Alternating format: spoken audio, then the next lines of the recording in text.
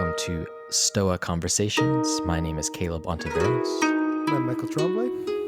and today we're bringing you another conversation on Cicero's On Ends. This is our last conversation on the matter. It's over Book 5, which is a explanation and defense of the philosophy Cicero finds most philosophically defensible. And that's sort of a version of Aristotelianism, Platonism, connecting to these Greek ideas that go back beyond Stoicism. So that's what we'll be talking about today. Yeah, I've really enjoyed reading this with you, Caleb.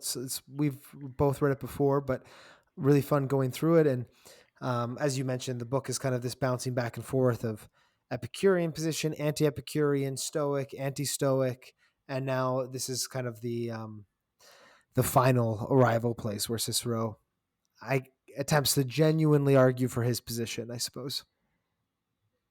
Right. Yeah. You get the sense this is the one that Cicero's most comfortable with, but it's interesting that he also lobs some objections at it in the end. So we should talk about that. But it's a view we've talked about a little, especially in our Stoicism type conversation. Cicero brings it in Book 4, sort of using it as an objection towards the Stoics. But there's a lot more to talk about in this book. Anything else you want to say by way of intro? No, let's jump into it. It's the climax. But I think we'll get into it when we talk about the content of it. So let's jump into what Nice. Cicero has to say. Well, the way it starts is, I think it's really an awesome beginning where you have this group of Roman men touring Athens, essentially. And there's this fellow Piso, Cicero, some younger men, and they essentially just list off some of these iconic places and what they bring to mind. So there's Plato in the Academy. Someone else mentions, oh, this is where Epicurus lived. The resident Epicurean mentions their founder, of course. And then someone else mentions Sophocles. This is where Sophocles walked. And I thought that was just a fantastic way to begin the chapter, grounded in a physical place, and mention many of the thinkers, artists, really people who've made exceptional cultural contributions to Greece, then Rome, and really the West at large, before moving into their philosophical discussion, as it were. I think it once gives the conversation a kind of um, almost epic feel in the best sense, but also is somewhat familiar. You're just walking around, visiting some place with your friends, calling to mind what it reminds you of, and then jumping into a philosophical discussion or what have you. So it's a great way to begin the chapter. Yeah, it also just makes me feel like Cicero's doing the same thing we're doing, right? Which is just engaging with this human achievement, or Athens is this really weird place where in the span of 100 years you had a lot of, I don't know how large Athens was back then. 100,000 people was not a big place, where you had a lot of philosophical innovation, and we're still chewing on that today. Maybe we talk about Marcus and Seneca and Epictetus, but they're deriving their thinking from Chrysippus and Zeno, who were in Athens. Um, and so we're kind of wrestling with this, I don't know, this peak of human kind of philosophical achievement, or this like really important moment in history. And we're grappling with it and trying to digest it and understand how it relates to our own lives. And then Cicero's doing the same project. He's a couple hundred years later, so for him that's the past, and is still in this kind of this awe of Athens, but also wrestling with it, objecting to it, respecting what the Stoics and Epicureans have to say, but not taking it at face value, and wanting to be aware of the criticisms as well. I mean, I just think it's cool that we're doing the same thing Cicero is. It's great. It's a great starting spot. Absolutely. So they jump into conversation. They start bringing up different philosophers, and you have this younger man who's maybe he's just coming of age, thinking through different philosophies of life, and he says, that he finds the philosophy of Carneades plausible, and then Piso is sort of given the task of defending uh, the views of Antiochus, who is this Aristotelian peripatetic fellow. So, just a quick aside on that. I know we're throwing out a lot of different names, but the kind of view that's defended is a view from someone a little closer to Cicero's time, Antiochus. But what Antiochus saw himself as doing was following in Aristotle's footsteps, who, as a student of Plato, was essentially a Platonist. That's sort of why it, or following in maybe the best footsteps of Plato, as it were. That's why Mhm. sometimes it's called an Aristotelian Platonic type view. And Antiochus, you sort of saw, was really one of these philosophical characters who tries to bring people together and say, these different schools agree on substance, even though they sometimes say use different words. And that's what he says about the Stoics as well. Yeah, no, I was gonna say like maybe we could do an episode on the Neoplatonists and stuff like that. You're gonna see the same thing in Plato that you see in sometimes when we talk about Socrates, like one of the ways that I talk about this is you have Socrates and then you have a bunch of different people disagreeing about what the core teaching of Socrates was. You get the cynics, the skeptics in some forms, the Stoics, and I think you're seeing the same thing with Plato, where the academy takes on a lot of different movements through time, where sometimes it's more skeptical, sometimes it's more Aristotelian, sometimes it's maybe more um, traditionally Platonic or something like this. But there's this kind of constant wrestling, I think, through tradition of what Plato's view was. Because you just refer to if I was understanding right, you refer to the Aristotelian tradition as being Platonic, but it's like it has its roots there, Right, but right. it's there's a lot of contention, I guess, at the time about the best way to follow Plato as well. Yeah. So, of course, I think it's a sort of issue where some Platonists would not see these people as Platonists at all, where others, Yeah. I think Antiochus in particular, he's trying to take the best aspects of Platonism, say that, Aristotle didn't diverge from those and walk away too far from those. Though, of course, there are weighty philosophical matters of Platonists and Aristotelians. Other Aristotelians would take themselves to be disagreeing over. Mm. Um, but so it, it's I think the view is sort of contrasted with Epicureanism. Of course, Piso brings up different ways one should think about the end, and he says, the most plausible way to think of the end for humans. What's our purpose? What are we uh, meant to pursue isn't pleasure, isn't the avoidance of pain, but it's the primary objects in accordance with nature. So, of course, there's a rejection of Epicureanism and related philosophies. And there's a use of this phrase, which is really quite similar to the Stoics. That's what the Stoics say, live in accordance with nature. But the way he sees nature is, of course, distinct from the Stoics. And there's this nice rendition of the phrase from the Oracle of Delphi, know yourself. So it's rendered as the Pythian Apollo then bids us learn to know ourselves.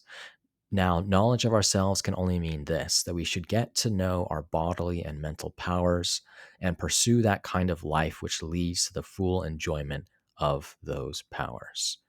So I think what that captures really nicely is, what does living in accordance mean for, I guess, for Piso, living in accordance with nature? It means coming to know our bodily and mental powers and being an excellent human, where a human is, this creature with a body and a mind. So in that way, it draws out this distinction between Aristotelianism and Stoicism, namely that the Stoics focused on the mind, the rational part, the ruling part, as Marcus Aurelius is sometimes translated as saying, whereas the Aristotelian, they've got a broader picture of human nature, right? There's a focus on the body in addition to the mind. Yeah, I think that's exactly right.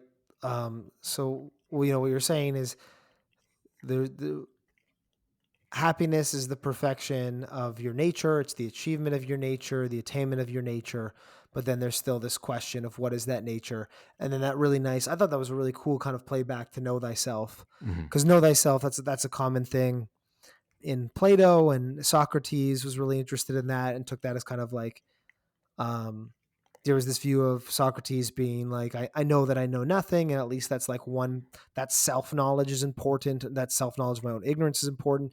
And this was kind of this, he was on the Oracle of Delphi. And so it was seen as like this, maybe this, I don't know, transcendent or like divine knowledge. And it's like, well, how do you interpret that? How do you understand that command? And I often think about it in the Socratic way of, well, it's about understanding your limitations, understanding what you don't know, Hmm. understanding like recognizing your ignorance. And you can interpret that Socratic or Stoically. I understand my ignorance, so I can move towards knowledge. But there's this play on it here where it's like, no, you've got to understand your nature, because if happiness is the perfection of your nature, you've got to understand what you are. I thought that was a really cool way of, yeah, looping back in that old Platonic concept. Yeah, absolutely. And I think that's a central idea, this focus on nature, understanding what you are, just as, there's something, a good life for a horse involves the goods of, excellence, perfection in a horse. I don't know, that has to do with running, some amount of sociability, perhaps with other horses. Whereas, and it's given by the nature of that creature. Its physical properties, its mental properties, to say it in an abstract way. But and then the question is, okay, well, what's a human, and what does it mean to be a perfect? What's, or rather, just, what's the perfection of a human's natural constitution?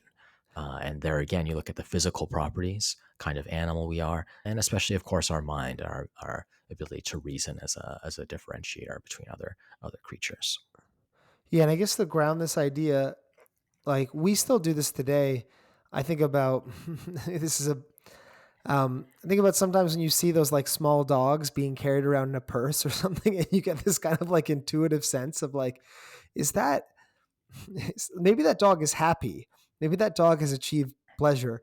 But is that what a dog is supposed to be doing? Or it kind of feels a bit like that dog is not dogging. Like we almost have that intuitive Right. sense. I also think of examples. I was thinking of like, orcas at SeaWorld or something. But that we assume the animal's not really happy in that way, you know? Hmm. I think you still think about this intuition. Just because it's an intuition doesn't mean it's right, but I think we still have this intuition when we see, you can see kind of things in the natural world, animals especially, not really achieving or living lives that feel natural. It feels wrong, even if maybe they have pleasure. It feels like they're not, doing what they're supposed to be doing, in a sense.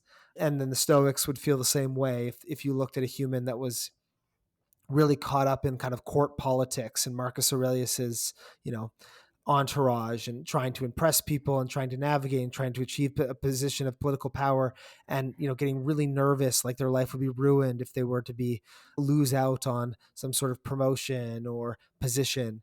They would feel that same kind of way. It would be that same kind of sadness of like, you're not living in accordance with your nature. You're not valuing the things you should be valuing or doing the things you should be doing. Yeah, that's my attempt to try to ground it in an Yeah, example. yeah. Well, no, yeah, it's really good to ground it. I suppose you just think of the caged bird, the majestic bird Yeah, of yeah, yeah. prey, and you think, oh no, it's not able to live the life that would be best for it. And then, of course, the human analogy here is perfect. Thinking about how people might cage themselves in particular ways or make themselves dependent on uh, things that have nothing to do with our nature and such. So, yeah, really good to ground that. Um, and it's also interesting, a small aside, I suppose, but there's a Piso gets into some of the bodily goods, some of the mental goods, and he does rank the mental goods as higher, and in particular the goods of the soul. But he says, in addition to some of the standard mental goods, and these are sorts of things that Stoics get hammered for all the time, not valuing health as a good. But he also says, so also certain postures and certain contorted and cramped movements, such as lewd or effeminate men affect, are against nature. Thus, in spite of the fact that this happens through some defect in the soul, nevertheless, the perversion of man's nature is outwardly exhibited in the body. And here, maybe you can imagine someone who has that cramped posture of looking at their phone or something like this, and you think, oh, maybe that's not. It's sort of interesting that that's included as a bodily good posture, attention, and I think that maybe it has some nice modern use, perhaps when it comes to technology, or people say this sort of thing about not being physically active enough, or this sort of thing. Yeah, I think it also shows the. I don't know if it's a downside, but it's a contrast. The Aristotelian position is not going to be a egalitarian in the same way the Stoic position is going to be. The Stoic position is like everybody has access to reason. Maybe they didn't. I'm not aware of the Stoics discussing this. You might have some outlier cases with people with cognitive disabilities, and then children, or people that are extremely old, for example. There's going to be some outliers, um, but everybody kind of has access to this. Where the Aristotelian position, once you, it seems very intuitive and positive to add physical goods. Why can't we just be a Stoic who also likes to exercise and thinks that Hmm. it's important to have good health? But once you enter that, then you end up with these. I mean, the least judgmental way, taken in a negative way, you could say it's like, um, I don't know if elitist is the right word. Anything can be taken incorrectly, but I guess taken descriptively, it is just non-egalitarian. Yeah, yeah. Some I mean, people, I yeah, think I've always read Aristotle as an elitist, as someone who thinks if you're physically disabled, if the yeah, what yeah, he would literally call a deformity is so intense, then maybe you can't live a good life. Antiochus, though, I think he's trying to do some. He's sort of a Aristotelianism plus or something like this. He's actually going to yeah. say that you can live a good life, you can be happy, just maybe not perfectly happy or something like that. So this is a distinction we'll have to get into a little bit later. But he does think virtue is sufficient for Yeah, happiness, but there are levels to it. So which is in a that cool way, he's position. yeah he's trying to sort of slide between the Stoic view, perfect egalitarianism, and maybe this more traditional elitist Aristotelian view. Another way, so yeah, no, I'm excited to get to that in a moment. Another thing that gets called out here, which I thought was like an interesting way, they almost make this matrix of like six things. You've got like, um, I don't know if I can do it off the top of my head, but basically it's along the lines of like pursuing. It's like happiness is either achieving, pleasure, absence of pain, or like physical and mental goods, or it's like pursuing those things. And it's really odd. They basically call out, which I think is interesting, the fact that it's odd for the Stoics to say that like living in accordance with nature is the pursuit of the things in accordance with your nature. It's the appropriate selection and pursuit of indifference, regardless of whether or not you achieve them. And they're like, that's just as silly. Maybe not just as silly, but it's kind of put as if like happiness could be the pursuit of pleasure and the pursuit of the absence of pain. It's like, no. Uh, so it's like when you're Stoic, you're so close to just this really Aristotelian position, which is you say, well, it's about the achievement of those things. It's not about the pursuit of those things. And when you reframe Stoicism as the pursuit of those things, um, I mean, I guess that's not how the Stoic would frame it. The Stoic would put it as the achievement of the good thing, which is virtue. Mhm. But I thought that was an interesting way of framing Stoicism as, the pursuit of the things in accordance with nature, regardless of whether or not you get them. I thought it was a interesting criticism. Yeah, it's an interesting taxonomy, and Israel points out, look, there's no sort of Epicurean view which says happiness is the pursuit of pleasure. That's what's good, the pursuit of pleasure as an end. And you thought, well, that's curious, or the attempt to avoid pain. Uh, so yeah, it does come into a criticism of sorts. Well, I suppose there are probably two more things that we should dive into here to understand the view. So we have this idea that's living in accordance with nature. That includes both our physical and mental nature. I think it's crucial that goods of the soul are best for this view. So I have a quick passage here. So it will come to pass that the excellence of the soul is preferred to bodily excellence, and that the excellences of the soul which are independent of will are surpassed by those which depend on will, to which excellences the name virtue peculiarly belongs, and which are vastly superior because they spring from reason, the most godlike attribute of man. So it's interesting. I think this is interesting because you really can see how this is a view that's trying to capture both Aristotelian and Stoic intuitions. Say, there are goods of the body, they're important, but what really matters, what's sufficient for happiness, are perfection of the soul, in particular, virtue. And that's what's most distinct about humans as well, this ability to reason. So that not just most distinct, but also brings to mind some of Epictetus's lines about, this is the divine part in you. This is the fragment of God that, every human possesses, this ability to reason. So I think that's certainly worth calling out. The Okay. um, a clear hierarchy and then an association, because I think Aristotle also has a hierarchy, but it's just a stronger hierarchy, and then an association of reason with really divinity, what kind of has this special status. It's not just special because it's the things humans uniquely do, which I think maybe is Aristotle's argument, at least as I recall it, a part of it.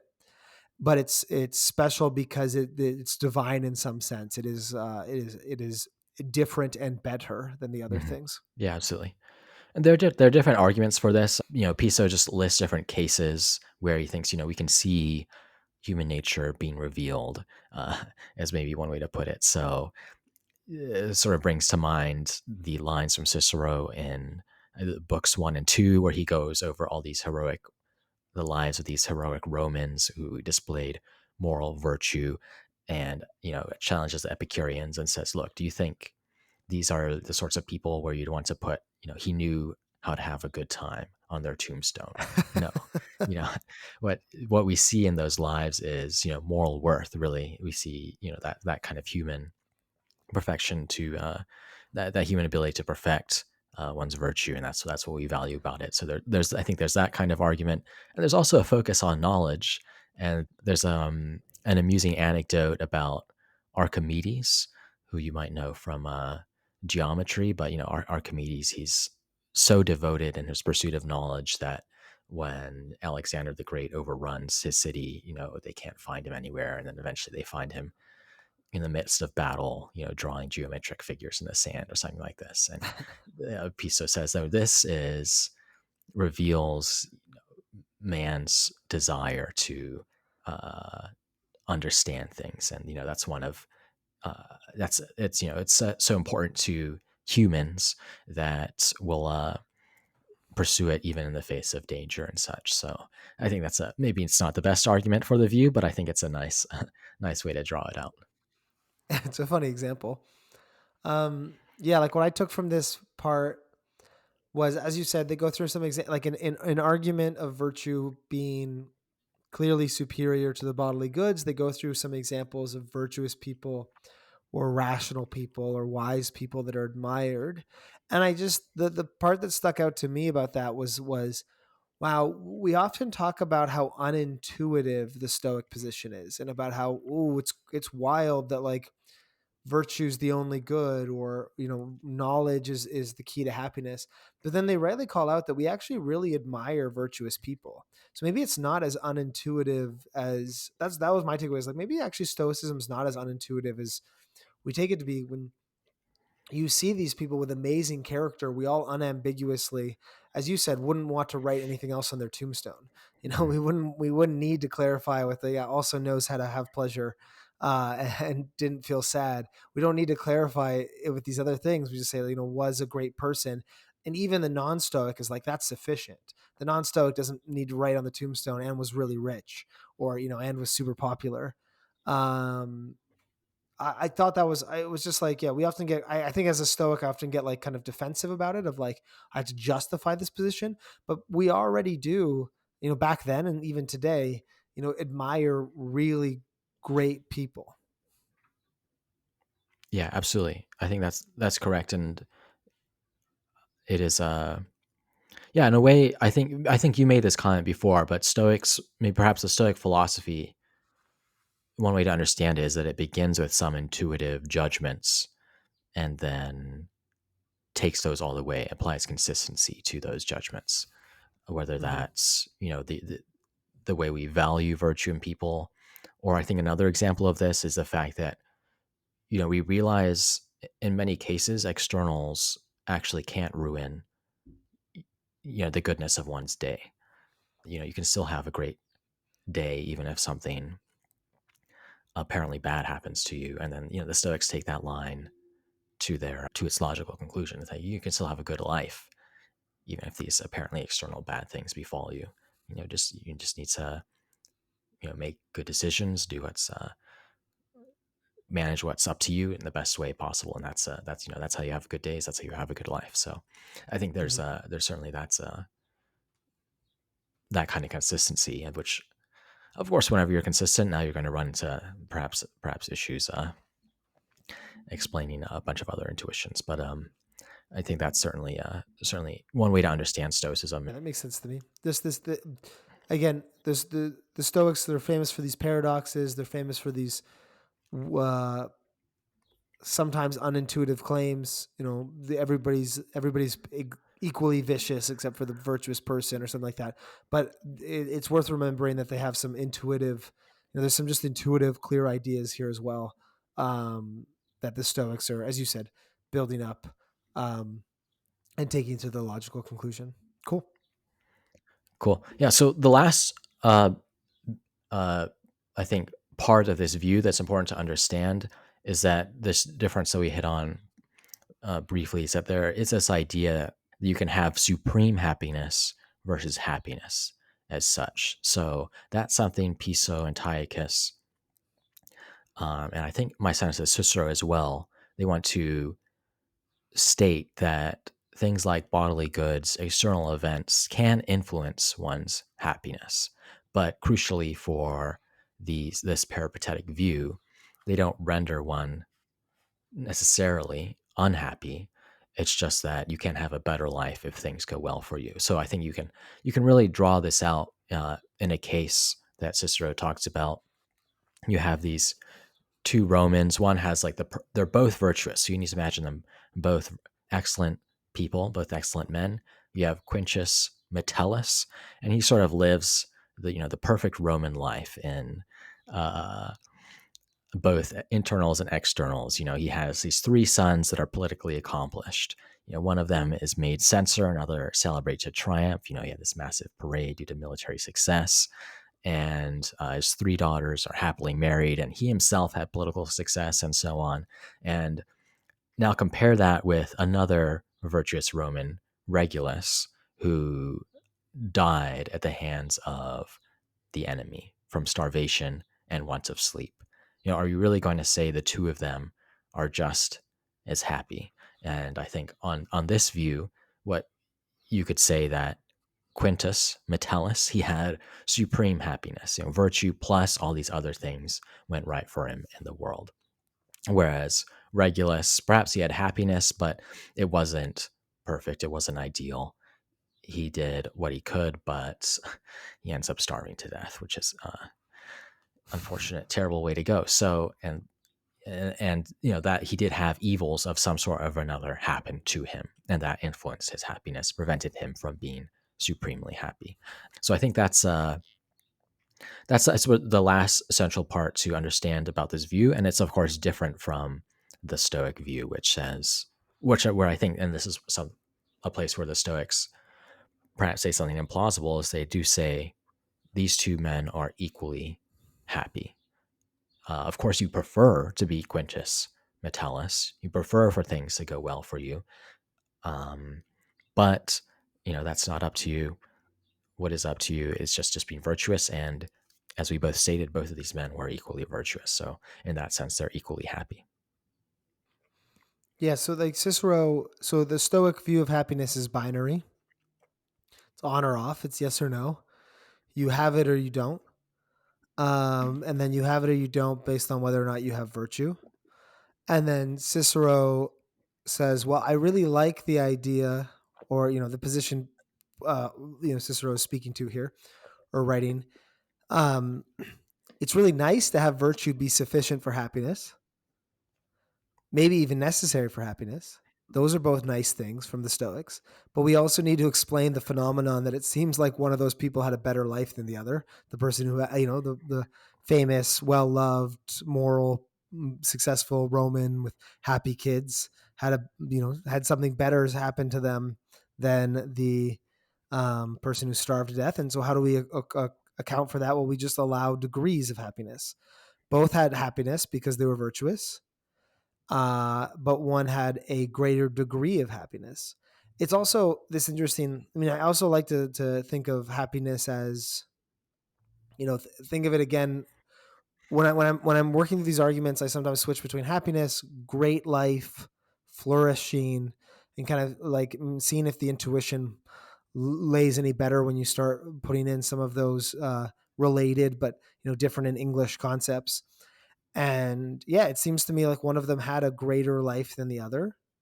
If we're calling it eudaimonia, still seems like maybe did one of them flourish more than the other? Well, it depends. And then it comes back to this idea, is there anything to flourishing other than having virtue? That Cicero says, yeah, there is something to flourishing other than having virtue. It's social success, happy family, healthy body. It's a small part of flourishing because it's not divine reason, but it contributes to flourishing. And it seems to be quite a plausible position, but that's the play philosophically. Is you're keeping a lot of the good parts of Stoicism, which is this heavy emphasis on virtue, this heavy and then also I guess the egalitarian aspect, because you're still making a happy life available to anyone. Because if virtue is sufficient for knowledge, then anybody could still have a good life. Mhm. Anybody could still have a good life by making the right choices, by possessing virtue. And then it's just then also acknowledging and dealing with the how do you explain away these other terrible things? Well, you say, well, there's degrees to happiness, but I'm not denying it of other people. It also makes me wonder why the Stoics are so stressed about this binary in the first place, because it's such a small shift that I guess resolves so many of the tensions in the Stoic view. I find it quite plausible. Yeah, what do you think? Yeah, well, I think this is why Antiochus said the Stoics in the end, they're just playing with words. They say Mm-hmm. one life is more preferable to the other, but then Antiochus just says, look, why don't you just say these other things really are good, but they can never outweigh virtue, and that virtue is in fact sufficient for happiness. So I think that's the challenge one has for the Stoics. But I think it's interesting that I think this view in a way is unstable, and that's maybe why the Stoics didn't land on it in the end. So Cicero himself sort of gives this example of these two men, and he says, look, the Stoics are consistent on this. You, Piso, and so Antiochus, Peripatetics, and so on, are not. If you really think pain is an evil, then a man undergoing crucifixion cannot be happy. If you think children are a good, then childlessness is miserable. If one's country is good, then exile is miserable. If health is good, then sickness is miserable, and so on. So I think there's this issue where if you think these things are in fact goods or evils, but you're effectively giving them very little weight, what's the grounding for that kind of view? And he says, if they are Mm-hmm. evils, the man who suffers from them will not be happy. And on the other hand, if they are not evils, down topples the whole peripatetic system. So it's just to make sure I understand. So it's something to say, because the Stoics are very careful with their language. So they define good as something. It's not the only way you have to define good, but the Stoics define good as something that's always selectable, something that's always beneficial, and that's their grounds for calling indifference indifferent, because sometimes they're beneficial, sometimes they're not. So you don't call them good, you call them preferable. The view here is Cicero saying, well, you've got to have some sort of weight behind calling something good or bad. And if an infinite amount of bad things, like starving to death on the battlefield, and having your house burned down and your family die, if you call in these things, or you're literally crucified. If you're calling pain a bad thing and crucifixion isn't enough to take away happiness, then maybe you're the one playing with language. You're the one that's calling something bad something that, if that much bad things can't take away happiness, why are you even calling it bad? Shouldn't you just call it dispreferred? It's like a kind of a pushback. Is that right?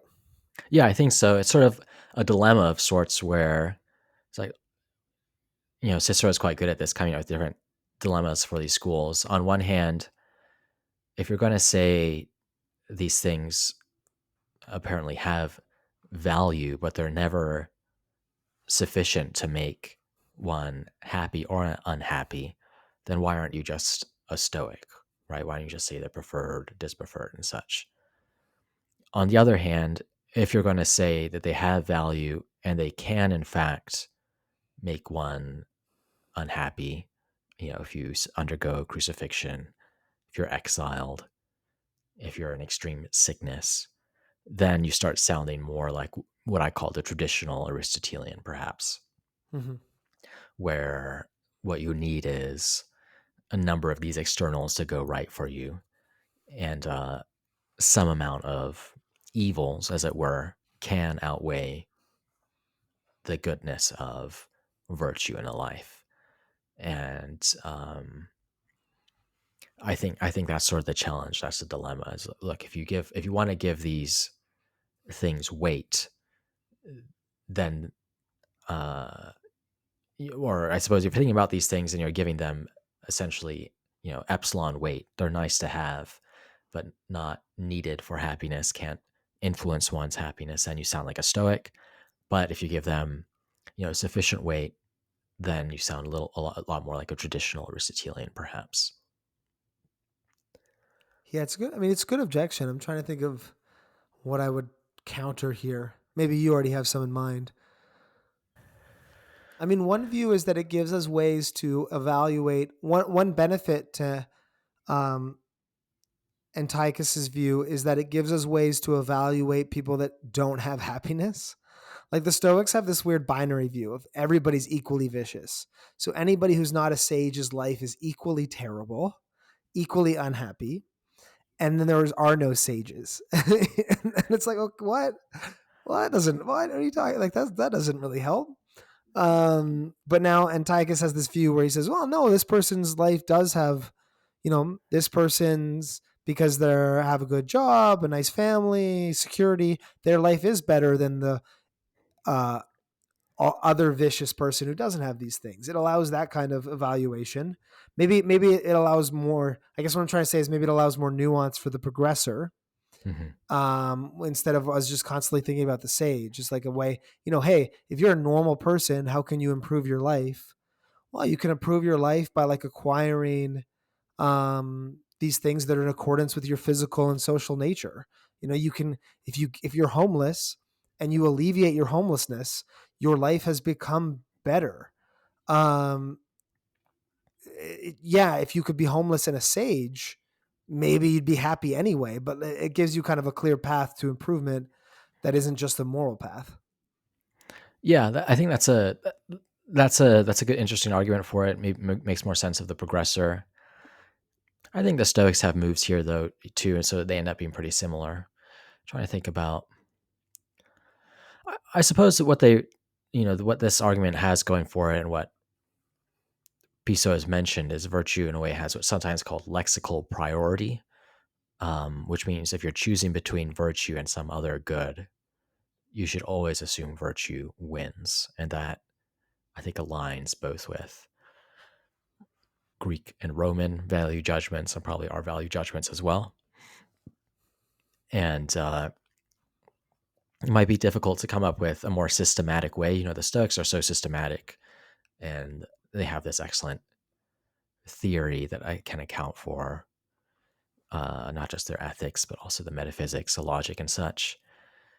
Um, but perhaps if you're trying to defend this view, you might say, well, we're just trying to capture as much evidence as we can and not necessarily be as systematic as the Stoics. And anyway, systematicity, when you do it too early, when you try to get systematic too early, you'll end up with all these implausible results, so like the Stoics do. So if I were trying to defend this view, I think that's sort of what I would be going for, is say, look, this is the best way we can account for of the data. It's our best model of the data right now, and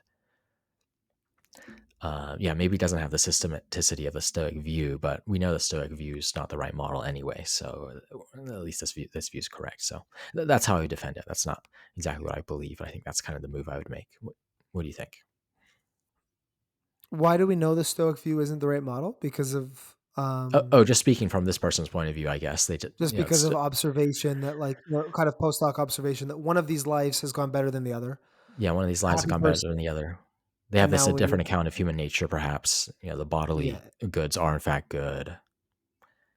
yeah They have the kind of cradle argument, which we didn't talk about. This idea that early humans, infants and such, they're not corrupted by society, so they have perhaps a better account of the good. Both the Stoics make this view, Stoics make this argument, Epicureans make this argument, Peripatetics make this argument, and they all think, early humans value the thing they do. But so anyway, maybe that's not entirely persuasive argument, but at least that's everybody one that's also given loves in this chapter. justifying baby behavior as being pro their philosophy.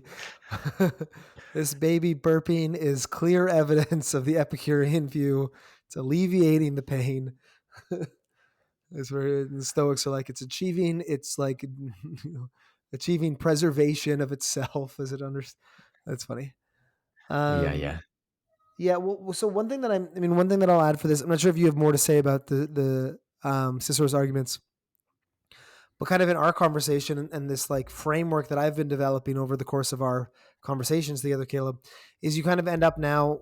This is a really nice one because this is something I think I've been looking for a while, which is kind of like I don't know if Aristo, who we talked about before, is kind of like Stoicism plus or like hardcore Stoicism. And it's like we indifferents are not preferred or dispreferred; they're totally indifferent. Then this is maybe like Stoicism minus, or I don't know how you would call it, but it's like now what happens if you give slightly more value to indifference? Not enough to take away the sufficiency or the necessity of virtue for happiness, but you give slightly more value to indifference. And that's kind of the play here. And that's a nice positioning, especially for someone who thinks Aristotle's going too far. And Aristotle's view that, like, yeah, sorry, you were a nice person, but you've got a physical deformity. So I don't think you had a good life. And it's like a somewhere in between there as we're really, if it's a philosophical spectrum, we're really zooming in now and getting some interesting nuance in between the positions, which I kind of like. Yeah, I think this you get a good sense of I think the sort of options Cicero thinks are live, what he thinks is valuable from the different schools, especially Stoicism and this Aristotelian view. And I think the way you sort of lay out, mm, on one side you have Stoicism plus, but what's something that sort of falls in between Stoicism and this traditional Aristotelian view, this peripatetic view. Perhaps that's it. I think it's interesting. This, although Cicero says this view is closest to his, he's still wrestling with it. So I think there's maybe a theme there, this sort of philosophical theme where Cicero himself ends with this objection to Piso, to Antiochus, to the Peripatetics, and basically saying, "Look, you guys aren't consistent." And Piso responds to it, but it's not exactly a persuasive response. So there's a kind of philosophical aporia, almost some kind of uncertainty that you finish with, which is perhaps appropriate, as a philosophical dialogue, as some amount of philosophical uh, progress. A better way to put that is there's Cicero sort of honing in on what he thinks is the best account for human happiness. Very important, serious type question. It says what he thinks is most plausible, but ends with some amount of uncertainty nonetheless. So it's not full Yeah. on skepticism, but also you don't get the sense that he's a dogmatic fellow. Yeah, it's great. It's still iteration. I feel that way in my own progress sometimes. Like I feel like sometimes I see a lot of myself in this book. I see a lot of myself wrestling with this. I think this is put into view, as we were going through the books and I tried to articulate earlier my problems with in my own practice with indifference. the fact that I don't feel like Stoicism really accounts for the fact that I see my identity probably extending a bit beyond my mind. I see my flourishing as extending into my body and into my social relationships and things like this. But I also think that virtue is the most important thing. And it's like this, I think, provides an alternative, not one without issues, but Stoicism is also not without issues. So I would say, like, in my personal practice, um, and I feel that way online sometimes too. I mean, I know online is not real life, but sometimes in Stoicism communities, I think if you like, it's like if you object to Stoicism in any sense, it's like they almost take offense to it. Like, oh no, we all here agree with Stoicism, and we're just still trying to understand what it is. And it's like, how can you agree with it if you're still trying to understand what it is? Like for me, there's something inherent to like we're trying to understand what it is to see if we agree with it, and it should always be that kind of at the forefront. And that rejection of dogmatism, I think, is really important, and just like a Stoic value. Um, so anyway, I really appreciate basically Cicero's project here. I'm saying thumbs up, Cicero. Good work. Yeah, It's an absolutely. interesting and it's an ongoing process. I think so. I think so. I think for me, I've always found something like this peripatetic view very plausible, but over the years, I've come to see Stoicism actually as having more theoretical advantages in this view. I think the peripatetic view really is kind of unstable in some ways that I think make it worse, perhaps. We chatted about this the last episode.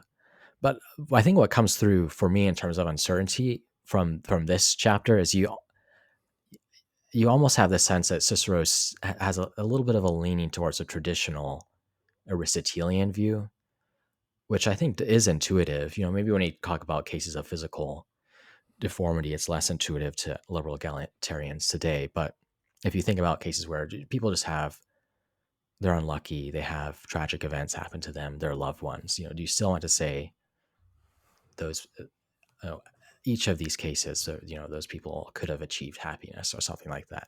There is something intuitive to the idea that I think a lot of people would just naturally say no. They're not happy in those tragic, unfortunate situations, and Mm-hmm.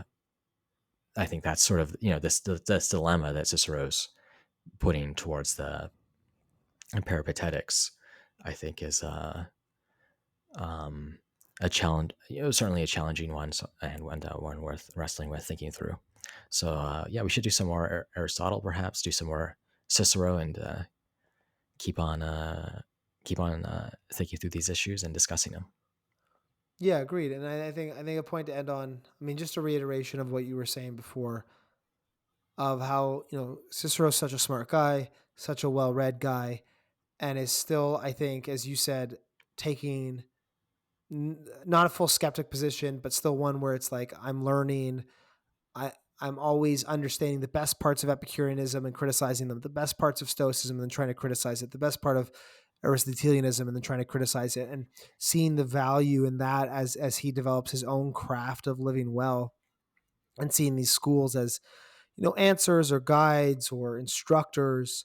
But if we really take that craft analogy, there is something to be said for kind of developing your own style or developing your own nuance within a style, and not falling into somebody else's style too quickly or being dogmatic and following it. And I think this book on ends really recommend it to anybody listening. And I think it's a good example both of a smart person who's taking that question seriously, both reflecting on ancient philosophy, but then also taking it seriously for how he lives his own life without being dogmatic or without trying to, it doesn't have that kind of Socratic, that Socratic thing you see in Plato where somebody presents a position and then uh, Socrates does his counter argument. Everyone's like, of course, Socrates. How could I have ever thought differently? Which doesn't feel like kind of a genuine skeptical piece. It feels almost like it's leading towards a foregone conclusion, I guess, in like later Plato. I don't really feel that here. I feel like every chapter I read, I'm like persuaded and then dissuaded and then persuaded and dissuaded, and that's a cool experience to see basically steel manning everything before you Mhm. pick it apart. Yeah, I think so, and I think it's also worth just one other note is you have this theme of questioning some skepticism that comes out but also the philosophies that Cicero lands with, clearly finds most plausible, are those ones that place a lot of value on virtue. So Stoicism he ultimately rejects, but he admires the focus on moral worth. And then the Peripatetics, perhaps that's closer to what Cicero believes. They also put moral worth as something that's sufficient for happiness. And then even, sort of an egalitarian reading of Aristotle, he's going to place virtue on a pedestal and think, that's essential for happiness, even if perhaps externals can also influence one's happiness as essential. So I think there's that common theme running through each of those. And, I think he clearly doesn't like Epicureanism. There are lots of barbs that are on Epicurus throughout these discussions. And I think that's maybe one reason why, or the essential reason he doesn't like the Epicureans, perhaps, is the fact that they value virtue indirectly. It's good because it promotes the Yeah. pursuit of pleasure, avoidance of pain. Yeah, they get they're in trouble. Cool. Anything Awesome. else to finish off our Cicero on ends review? Yeah, I don't think so. I think that's all I got. Thanks for following along. Thanks for listening to these. If you all have suggestions for other books you'd like us to review, certainly let us know. And I should also say, since by the time this will be going out, I think this will be a relevant change. We're updating our newsletter. We're going to be using a different platform, and we really like to use a lot of the community features. So we're moving to Substack. Substack, I think, supports better commenting, chats, and such. So do check out the Stoa letter if you haven't already. And I think we'd like to, Michael and I are going to be active online there. And we'd like to, both with the podcast, this newsletter, and such, focus on growing a little bit more of a community. So people interested in Stoicism, interested in philosophy, interested in discussions like these. So do check that out. Yeah, awesome. Looking forward to it. Cool. All right. See you, Michael. Thanks, Gil. Bye. Thanks for listening to Stoa Conversations. Please give us a rating on Apple Podcasts or Spotify and share it with a friend. If you want to dive deeper still, search Stoa in the App Store or Play Store for a complete app with routines, meditations, and lessons designed to help people become more stoic.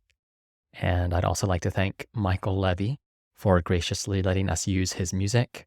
You can find more of his work at ancientlyre.com. And finally, please get in touch with us.